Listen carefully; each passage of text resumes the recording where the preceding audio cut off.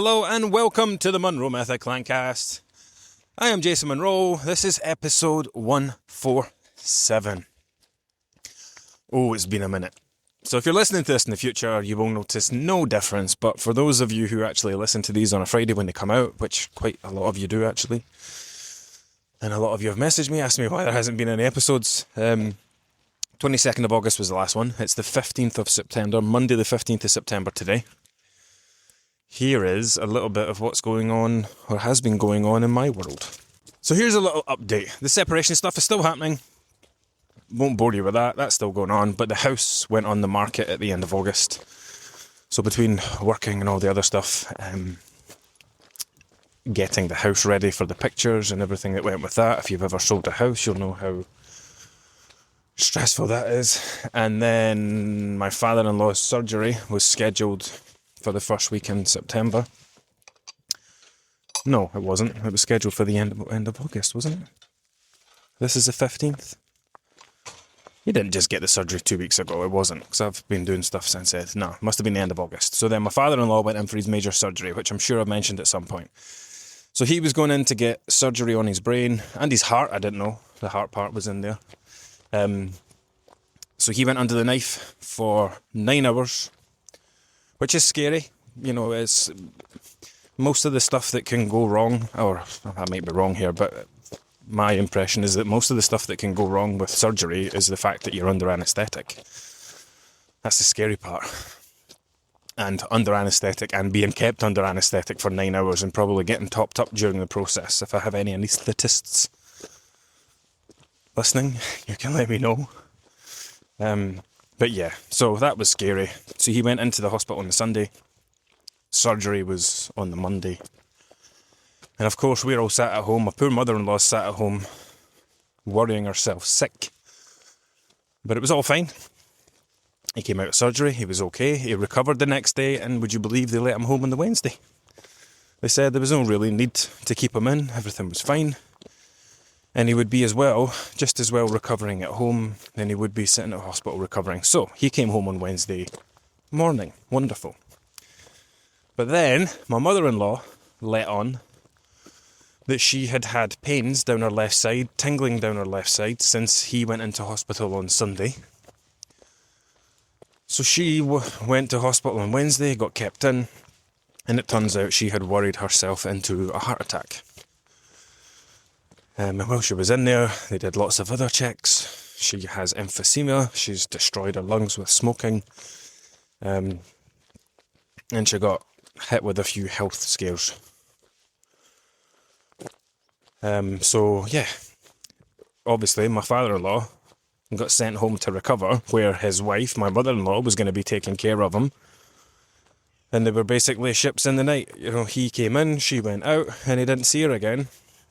Well, obviously we visited the hospital, but then she didn't come home until a week and a half later. She had to get transferred to Edinburgh, had to get a stent put in. The stent didn't go well. She got an air bubble in her blood. After that, they couldn't get her blood pressure to come back up, and her blood pressure had been fine the entire time she'd been in the hospital. But anyway, she eventually got out. So you can imagine how busy life has been, because we live right next to my in-laws. So I have had 4 golden retrievers to walk every morning for the last few weeks, which is challenging. Like, I've done it plenty of times before. My in-laws used to have 4 retrievers before I had any. I used to help out a lot with them. But going back to it and being responsible, and one of them, who loves sheep, having to be kept on a lead at certain points on the walk. One of them is 12 and a half, which for a large dog is the equivalent of like 80 years old in dog year, in human years. Do you say it in dog? He's 12 and a half in dog years, making him 80 years old. And if he was a human, he would have had a double hip replacement by now. The first couple of days I walked him, he was bleeding from his toes. I'm like, what is going on? Couldn't find any cuts in his pads, nothing on his paws. And then I realised it was coming from his nails. And then I watched him walking a bit more, and because his hips are knackered at the back, he actually, and he's, my father-in-law, because of his Parkinson's, he doesn't take the dogs don't go on long walks. They used to get big, long walks in the morning, but as he's deteriorated over time, that's been split into 2 short walks. And not really on the kind of terrain that I go on. He usually goes on, like, mostly for my father's benefit, to walk on flat, stable terrain. So yeah, the dogs aren't quite used to the walking that I was doing them. And Murray had been dragging his feet, so he was putting his foot down. It would be like you dragging your toes along the ground on your shoes, not lifting your feet. So I had to get him some boots for both back feet. So every morning, and I had my father-in-law's van, so every day I was waking up early, jumping in the van, going up to my father-in-law's, grabbing his 2 dogs, bringing them to mine. Then I'd jump in the back of the van, put on Murray's boots, then leave them there. I'd go in the house, I'd get the leads on my 2, bring them out, go to the van, let the other 2 out, get the leads on them. As you can imagine, 2 sets of dogs who are friends meeting each other, acting like idiots every time they see each other first thing in the morning. And then walking the 4 of them, bringing them home, rinsing the 4, drying the 4, because the weather's turned. Of course, why would it stay nice when I've got shit to do? Rinsing, blow drying, take 2 back to Jack's, to my father-in-law's, come back home. And honestly, there was no space for me to be walking around with a microphone in my hand when I've got 4 dogs to keep an eye on. One who wants to go way out in front and hunt, one who's dragging at the back with his little boots on. It's been a challenging time. Okay, so thank you everyone that's reached out to me, by the way. It's really appreciated. I've never really been the type... Once upon a time, I'd never been the type of person to see that kind of contact for what it is. But as life goes on and you go through many mental health struggles and you become someone who, like, checks in on other people and things, you start to understand its importance. And how kind it is when other people do it to you. So thank you, everyone, for that. It is much appreciated.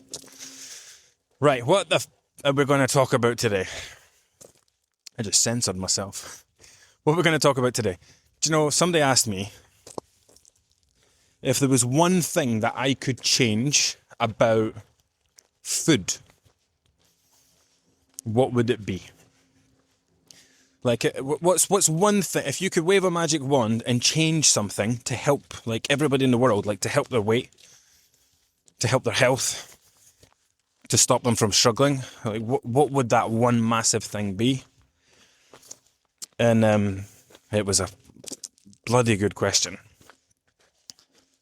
But it actually didn't take me quite long to answer. I didn't overthink it. I just said the first thing that came to my mind because it was obviously the one closest to the surface, the most prominent. And I said I would ban liquid calories. And that's what we're going to talk about.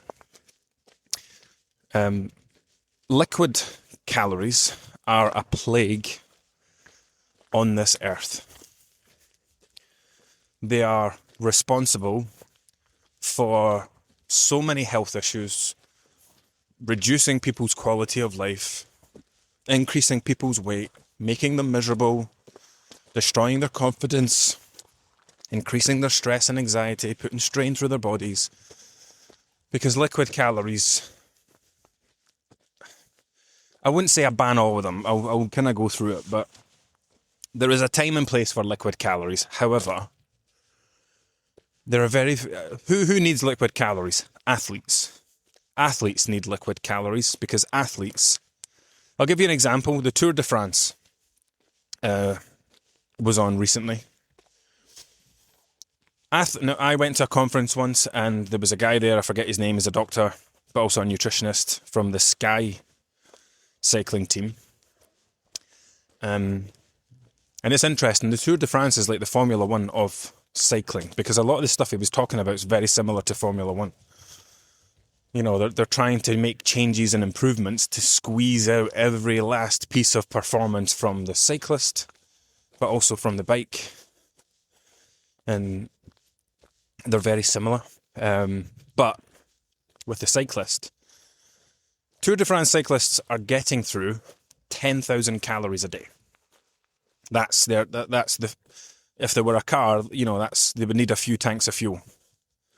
They're cycling, and a car would drive thousands of miles. It's going to run out of fuel and it's going to need topped up again. A cyclist is no different.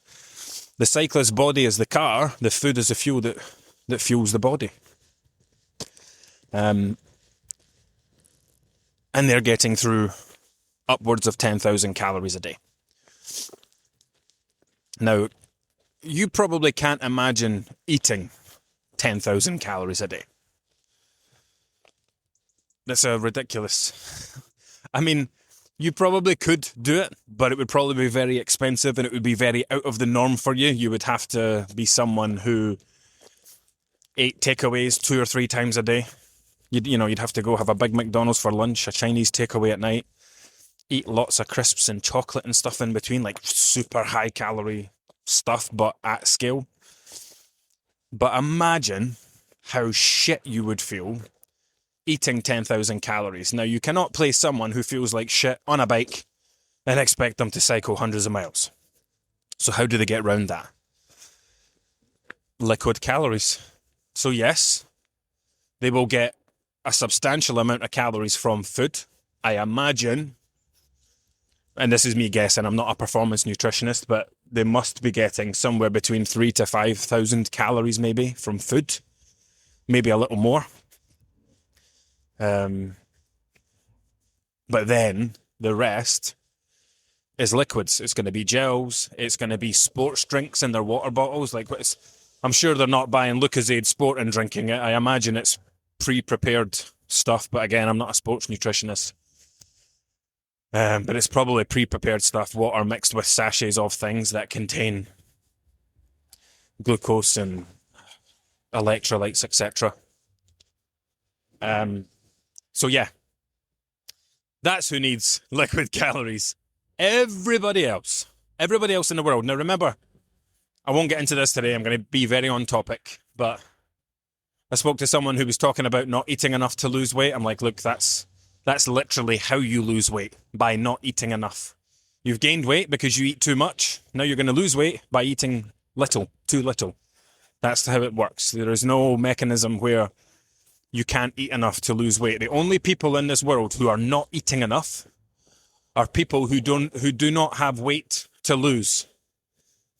I forget these stats because they change all the time, but 60-something% of adults in the UK, it's between 63 and 68, I forget, of adults in the UK are overweight or obese, right? The majority of the population is living at beyond the healthy BMI range. I think it's 2%, or just under 2% of adults in the UK are underweight. So we do not have an underweight problem in the UK, which is a sign of just how fortunate, I don't really think is the word I want to use, but I suppose it is. It shows how fortunate we are that we have such enormous access to food compared to other places in the world, is what's going on in my head when I say that. But when it comes to the opposite direction, the majority of adults in the UK are carrying higher levels of body weight to some degree. Some of it is fine. You can still be overweight and be fit, but then there are people who are carrying a lot of excess body fat, and it's having a significant impact, negative impact on their health. So, why would I ban liquid calories? Think of it like this, right? When was the last time you drank something and said, oh no, I'm too full, I can't have my dinner now? It's much different now to when I was younger. Going back even 10 years, things were still pretty good. But if you go back like 15, 20 years and beyond, fizzy drinks, full sugar fizzy drinks, were pretty bad, right? They were very loaded with sugar. Remember, they came after sugar tax. I've worked with lots of people in the past who, part of their issue, they would say is like, oh, I'm drinking, I drink two 2-litre bottles of Coke a day, which back then was a problem. It's still not ideal now, because it's still liquid calories, but they are dramatically lower than they used to be. So I don't feel it's as much of a problem. but it is still a problem. Like, if you forget the past and just focus on the here and now, these drinks still contain calories. Those calories count towards your calorie intake. Energy drinks. Fucking energy drinks. I love energy drinks, right? I love caffeine. It helps me focus. It doesn't really make me stay awake, funnily enough. I could drink a coffee and go straight to sleep. But it's something that I enjoy having when I'm working. It helps me focus, blah, blah, blah. But I don't always drink coffee. As much as I love coffee, sometimes you get bored of coffee. So I love sugar-free energy drinks. Sugar-free. They have no, well, the calories in them are negligible. We're in single figures. I could drink 10 energy drinks in a day, and it would be about 30 calories or 40 calories. It's a non-issue. Whereas the full sugar versions, if you drink, I wouldn't drink 10 a day, by the way. I'm just saying. Whereas the full sugar version are, I think they're like 36 calories per 100 mils, and most of the cans are 500 mils, they're half a litre. That's a significant amount of calories. 2 or 3 of them a day, you're at 1,000 calories just from liquids. And, you know, the point is that people do not, you know, you don't just start off drinking calories and it replaces the food that you drink that day. Because they don't make you full, they don't trigger. So when you're eating, there's a mechanism in the mouth that triggers, like, am I eating or not? Your body identifies when you're eating. There are receptors in your tongue that actually analyse what it is that you're eating. What is this? Is it protein? Is it fats? Is it carbs? And it's going through all this analysis and predicting, like, okay, well, what type of energy is this? How much of it do we need? When are we going to tell them that they're starting to feel full? Are they eating something of consequence that's going to make them full? Or are they just eating crisps? Are they just eating sweets? Now, liquid calories don't have that same effect. If you drink something, your body recognizes it and goes, that's okay. It's liquids. We're not going to count this as food. We're not going to start that mechanism that says that food is being taken on board and we need to start digesting it. It's just liquid. Now, because of that, you are still going to be hungry. Like, you're not going to drink an energy drink and say, well, do you know what? I'm actually quite full from that. I'm just going to skip my lunch. Nobody does that. They drink the energy drink, but also have lunch. Energy drinks are a whole other topic about the whole energy thing. But the energy drink market is ridiculous. Like, it's insane. And I, doing what I do, being who I am, like, I am an observer of people. And the amount of, in fact, not even just adults, kids. There is a young girl at my son's primary school who is only 9 or 10 years old. She is morbidly obese, which is such a sad thing to see in a child. Now, I don't know the background. I don't know if she's living with obesity. I don't know if she's challenging at home to be with and if she's hungry all the time. But what I do know is that she walks to school drinking Red Bull.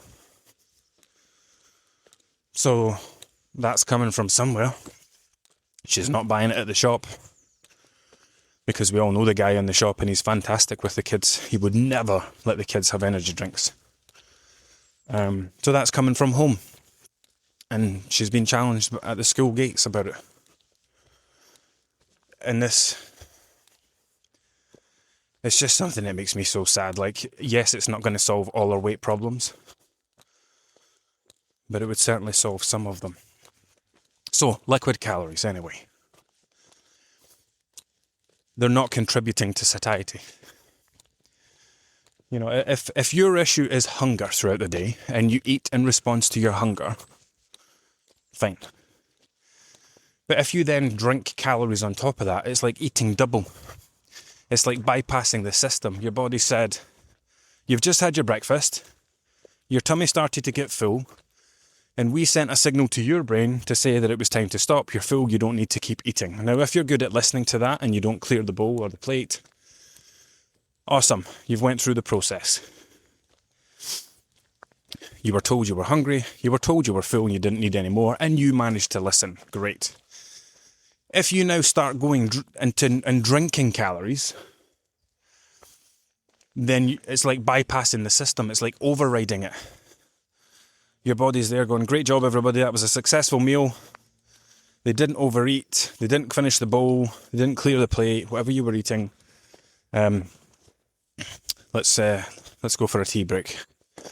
And we'll come back at lunchtime and tell them it's time to eat again. However, in between that, unknown to your body, you're going to the shop to buy a can of Monster. And you're going to drink calories. And your body knows nothing about it. The team that deals with the energy side of things, the team that deals with food and digestion, doesn't kick in. The liquid team kick in. And the liquid team goes, oh, they're having something to drink. Right, let's get this passed through. Let's hydrate them. Oh, wait a minute. There's fucking calories in here. What's this doing in here? Hundreds of them. What is this person doing? So imagine having, a 300 calorie breakfast, but then a 300 calorie latte or a 300 calorie can of Monster, or I really should have checked the calories in a can of Monster to be exact with it. I feel like it's 32 or 36 per 500 mils off the top of my head. I don't drink them, so I don't know.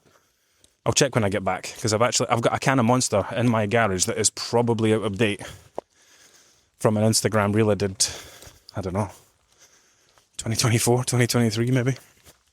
I'll check the back of it. So yeah, you're putting in these liquid calories. So you're doubling your calorie intake, but you're doing it without eating. And you don't feel full, you don't feel stuffed, you don't feel like you're doing anything wrong. This is a great example of, which there are many, of how people can gain weight without feeling like they're stuffing themselves. There are many people who are overweight because they eat to excess, and they know they do. They eat until they feel uncomfortably full, and then they keep eating. Their body's telling them to stop eating, but they keep going anyway. The body's not telling them they're hungry, but they go and get a snack anyway. There are people who know they're overeating because they can physically feel it on a daily basis. They're bloated, they're sluggish, they feel uncomfortable, they know they're doing it. There are just as many people who are gaining weight or overweight, and they don't understand why. I don't snack, I don't overeat, I never eat till I'm full, I never eat till I feel sick. And then in that instance, it's a case of, well, let's look at what you're doing. Okay, well, what you're doing is you're having breakfast and then you're having a 300 calorie latte on top of it. And then you're having your lunch, and that's fine. But then you're drinking a whatever calorie bottle of Coke in between. I probably told this story before, but it would have been a while ago because it doesn't feel fresh in my memory. I had a wonderful client, an amazing client actually, who was losing weight. She was like textbook. She came in. She didn't have a lengthy diet history. These are my favourite people because I call them blank canvases. They're like an empty shell. They know nothing. I mean, they've got little knowledge about nutrition. They've picked up some nonsense from the media, but they've never dieted. They've never been to Slimming World. They've never been to Weight Watchers. They've not done anything ridiculous to try and control their weight. In fact, they've probably never tried to do much about their weight because they've never needed to. And then all of a sudden, something's changed in their life. A divorce, a bereavement, a change in career, a marriage, meeting someone, whatever. And all of a sudden, their weight's starting to go up. And they want assistance with it. And they come to me. And we get to their first check-in. We look at their diet history and they say, I've never dieted before. And I go, yes. Because I can download a fresh copy of the Monroe Method into their brain. And that's it. We don't have to fight to force it to download into their brain because it's, that's a funny way of thinking about it. Maybe I should talk about that more. It's like wiping a phone, putting it in a reset mode. Except it doesn't want to do it. That's what it's like trying to help people who have been to Slimming World and Weight Watchers. We're trying to reset all that crap and get rid of it, but it's very difficult. And at the same time, you're trying to put helpful information in their head, but the unhelpful stuff fights back against it sometimes. So anyway, she was wonderful. She just took to things like a duck to water, Scales were coming down beautifully, except they weren't coming down enough. Everything that she was showing me said that she should be losing a pound a week. She was not losing a pound a week. She was losing half a pound a week. And it drove me bonkers. So this happened a couple of check-ins in a row. First week went by, everything's great, big drop, as usual, just from somebody getting into a deficit and lowering the weight inside their body, the food weight, etc. First check-in, down a pound over 2 weeks. I said, don't worry, you're doing everything right. Everything's going fine. Maybe we just need that extra third week for things to catch up. 2 weeks go by, down another pound. And that's the point where I go, okay, 4 weeks go by. That should be enough time to see your efforts come through. Something's not quite right. And she had been so positive and upbeat, like everything that she was saying told me that she knew she was doing all the right things. But there was obviously something missing. So we went back and forth for a while. And I was like, okay, what about oils and cooking? Have you been eating out? Have you been doing any guesswork? You know, like guessing's fine. But if you go for 3 meals out over a week, the more guessing opportunities you have, the more likely your calories can drift. Like once a week, not a big deal. Once a fortnight, even less of a deal. But if you're having to do a lot of guesswork because you eat out a lot, then that's when it can start to have an impact. But no meals out, and I eventually came back and said, what about hot drinks? I thought maybe she's drinking a couple of milky coffees in a day. Maybe that's the problem. Maybe there's 200 or 300 calories of hot drinks that's going unaccounted for. And she came back and says, well, I like tea. And I was like, tea's not really what I'm looking for. So I was looking for a 250 to 300 calorie error on a daily basis. On a daily basis, right? A big mistake. She was losing half a pound a week, which meant that she was physically in half of the deficit I was trying to get her to go in. Meaning that, if you don't know, and I've not explained this recently, there's around 3,500 calories contained within a pound of fat, right? But a pound of fat is storing energy that you once ate and didn't use because it was surplus to requirements. So it gets stored. I like to think of body fat. Pounds of body fat are like batteries. They get charged up with electricity and then they get put on a shelf. Until one day somebody comes along and eventually puts them in something and the energy starts to get drained out them. That's what your body fat is. It got charged up years ago when you ate something and it was surplus to requirements at the time. It got stored in a battery in a pound of fat. And now it's been put on the shelf until the day comes when you don't eat enough, when you undereat, and your body says, oh, we didn't get enough calories from food today. Let's grab one of those batteries and start draining it. That's basically how it works. So she was in a 500 calorie deficit. We're trying to get her to lose a pound a week. She's losing half a pound a week, right? Logic tells us that if she's losing half a pound a week, she's not in a 500 calorie deficit. She's in half of that. She's in a 250 calorie deficit. So I'm looking for a 250 to 300 calorie daily mistake. Sometimes in situations like this, it's like one big day at the weekend is cancelling out a lot of the during the week stuff. I didn't get that feeling from her. Excuse me. I didn't get that feeling from her. So that's why I leaned more towards this is going to be something that she's doing on a regular basis and not realising. So she came back and said tea. And I was like, even if you drink it with milk and 2 sugars, we are only talking 25 or 30 calories a cup.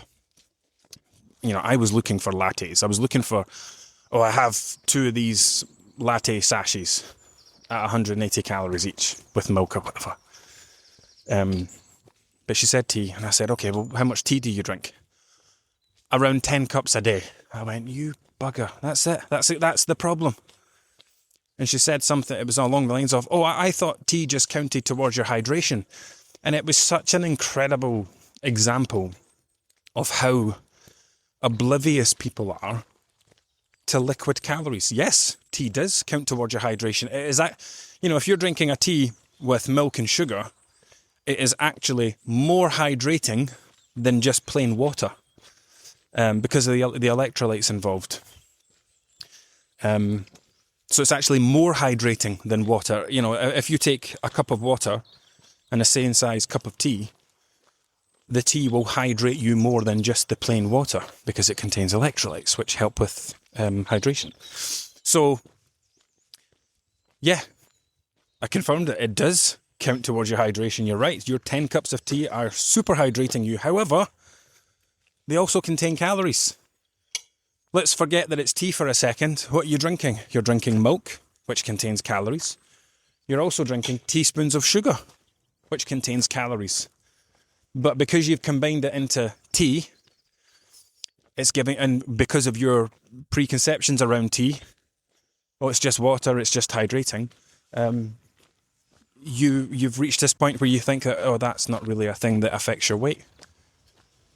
And it was one of those special aha moments for that particular person. It then gives me a great story to tell years down the line to everyone. So yeah, we immediately found her. She worked in a salon, and the girls all made cups of tea. Like everybody took turns. So that's how she got through quite a lot of tea in a day.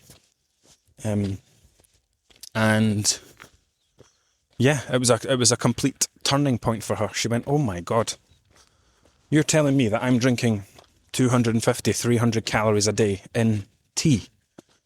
And she had no idea, and she was shocked. And I was like, "Have you always drank this much tea?" And she was like, "No, it wasn't until I started working in this salon." I'm like, well, this might be the reason why your weight's gone up and you've not realised it. Remember I was talking about the changes? Sometimes it's a bereavement, divorce, marriage, meeting someone, taking on a new career, passing your driving test, you're no longer walking everywhere, you're driving, like all these little things that can affect your weight in a slight way. She started working in this salon. She started drinking more tea than she's ever drank before. She's now been taking on an extra 250, 300 calories a day, and gradually over time, and that's been on top of her food. So her eating's never changed, but the reason that she suddenly started having a weight issue wasn't dramatic. She didn't have a lot of weight to lose. It was minimal. It was like just under a stone or something, 10 to 14 pounds. But that's just such a great example of how weight can easily sneak on, and not feeling like you're overeating, not feeling like you're stuffed. Just one little change where calories started getting into your body that weren't getting in before. They've not changed anything about your eating, because you're not drinking tea and then saying you can't manage your dinner. So yeah. Liquid calories are like a silent assassin. I'm back at the road and I didn't get to talk about everything I wanted to, but let's keep going until I feel like I need to stop, because it's going to get embarrassing talking loud in a quiet street. Just putting leads on the dogs to cross the roads. But that, liquid calories are not just limited. I know I went hard after the energy drinks there. That's because they piss me off big time. Like, super piss me off. When I was talking about being an observer, like the people that you see walking along the street drinking energy drinks, full sugar energy drinks, let's just say, like, they don't look like the healthiest of people. Many of them appear to be overweight. Most of them also vape at the same time, so they've. I can make not judgments, but you can make a lot of assumptions about what the rest of their health is like. I do anyway. I think about this stuff a lot because I think about human behavior a lot. But people who rely on stimulants, if somebody vapes, they're a person who has some form of dependency.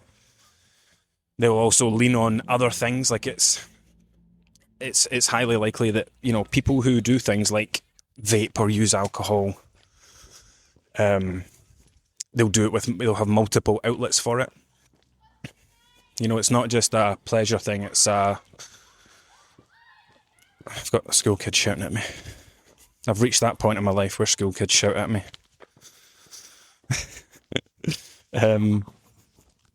Sorry, that was distracting. So yeah, you can make a lot of assumptions. It's just like I do, because my brain thinks very statistically. When somebody has this issue, what other things are they likely to do? It helps a lot when you're helping clients, because you can you can make a lot of assumptions, which you can then check out with them. But like if I'm doing check-ins and you're reading something and it's like, okay, well, this person does this and this. If they're doing that, that's probably likely that they also do this. And I guess that's where the experience side comes in as a nutritionist. Like that's the stuff that you can't get taught when you're studying, right? This is the real world experience that you get. Anyway, the point is, I've got a big bee in my bonnet about energy drinks. They are creating huge problems, in my opinion. You know, energy drinks are just the new fizzy drinks. You know, full sugar Coke, full sugar anything was a problem for a long time. They're now drastically improved. We've got much better sugar-free options. I don't understand. Think of it this way, right? Energy is calories. Now, when close to 70% of the population in the UK is overweight, why do we put products on the market that are liquids, that are not going to help people feel fuller, that are not going to help them with their weight, and then fuck a load of calories in them? What is the point of that? Why give people the option? Just say, look, we're just going to make sugar-free versions and that's it. But no. In a nation where we have an energy epidemic, where people are consuming far too much energy regularly at scale, why are we creating more opportunities for that to happen? And the thing is, the whole idea of energy drinks is that they're marketed in the sense that they're giving people energy. You know, people create this idea that it's going to give them an energy boost. Oh, if I drink this, I'm going to have lots of energy. If you feel like you don't have energy and you're overweight, it's not because you're not eating enough. It's not because you're not consuming enough calories. It's because I always bring this back to like a car example. So your body is the engine and your food is your fuel. If I put my foot down on my car and the car starts shuddering or shaking, the first thing I'm going to think is, oh, maybe I'm running out of petrol. And then I'll look down at the petrol gauge and I will see that my tank has got plenty of petrol in it. It's full. You just filled it up yesterday. Okay, well, it's not a fuel issue. It's something else.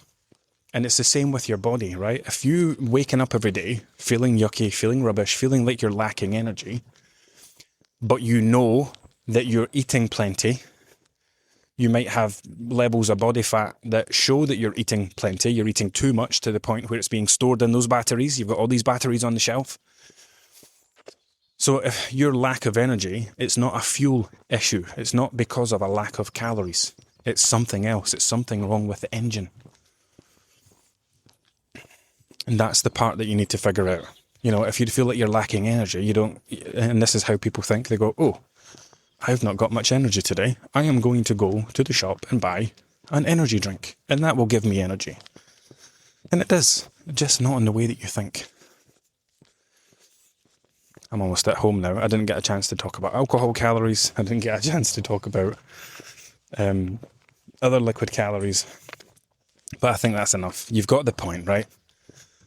And yeah, if you're drinking 200 or 300 calories a day, you're adding pounds and pounds of body fat. And you're obviously, I always just assume that the majority of people listening to this are either overweight, losing weight, or maybe at maintenance and just looking to get more information to help them on their maintenance journey, which this episode strikes all three. But yeah, I just assume that, you know, that's the people I'm talking to. If you cut liquid calories either dramatically or entirely, and you changed nothing else, your weight would come down. You know, if you stop drinking all those milky coffees, if you stop drinking your milk, and I'm not saying you should, but if you stopped drinking your tea, if you stopped drinking energy drinks, if you stopped drinking full sugar, full fat, don't say full fat. There's no fat in fizzy drinks. It's one of my bugbears. Say full sugar, not full fat. If you drink full sugar drinks, then if you cut them out entirely, your weight would instantly start to drop from removing that one thing, because it's adding hundreds of calories that don't need to be there. And if you're overweight, then they're part of the problem. So I drink loads of fizzy drinks. They just don't have any calories in them. I'm not saying that people shouldn't drink fizzy drinks. I'm saying that people shouldn't drink sugar. Like, it's bad enough that people eat sugar to excess, but then we go and double that up by then drinking it to excess. Like, you're coming at it from two angles. So if you want to make a simple change, start reducing the calories in your liquids. Not only will that help you lose weight short term, it will help you go on to become someone who maintains that, mostly long term. Right, enough from me. Until next time.